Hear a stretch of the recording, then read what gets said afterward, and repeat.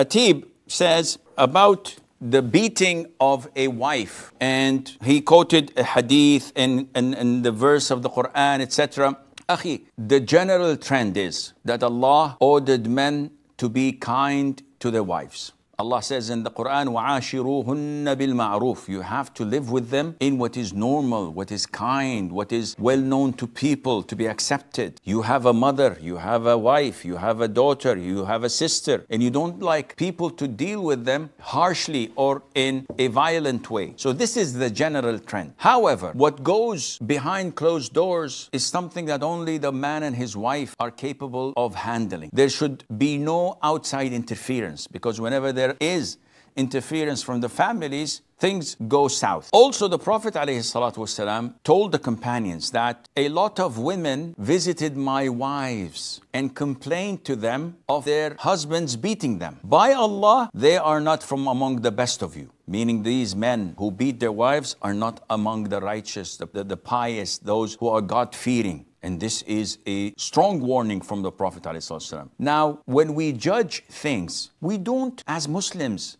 refer to the United Nations. We don't refer to the Geneva Convention. We don't refer to man-made laws made by the disbelievers and the kafirs. We refer to the Quran and the Sunnah. So if you go to verse 34, chapter 4, I'm giving you the reference. وَاللَّاتِ تَخَافُونَ نُشُوزَهُنَّ. Those whom you fear their disobedience, their rebellion, what to do with them, the women, then you should advise them. You should give them counseling. You should remind them of Allah, of how bad this is, how sinful it is, and that they are doing something that Allah does not love. فَعِظُوهُنَّ. If this doesn't work, وَهْجُرُوهُنَّ فِي الْمَضَاجِعِ. Then you have to abandon them, but this is only in regards of intimacy. So you sleep with her on the same bed, but you don't have any intimacy. You don't hug her, you don't kiss her, you don't have any hanky-panky. And this goes on like the issue of advising her for a while, not for a day or two, or for a moment or two, maybe for a couple of weeks, 3 weeks of advising, didn't work, then abandon being intimate with her for 3-4 weeks. This doesn't work. Then the last and third and final resort is to beat them. So Allah doesn't say bring a baseball bat to beat them up with it. Ibn Abbas, who is one of the great interpreters of the Quran, was asked how to beat them. He said, with this. You see this? This twig? If I beat myself with it, I'm not going to be affected. He said, you beat them without breaking a bone, shedding blood, leaving a mark, and avoid the face. What kind of beating is this, my friend? Well, this kind of beating is not meant to be physical. It is meant to be sentimental, something that would hurt her,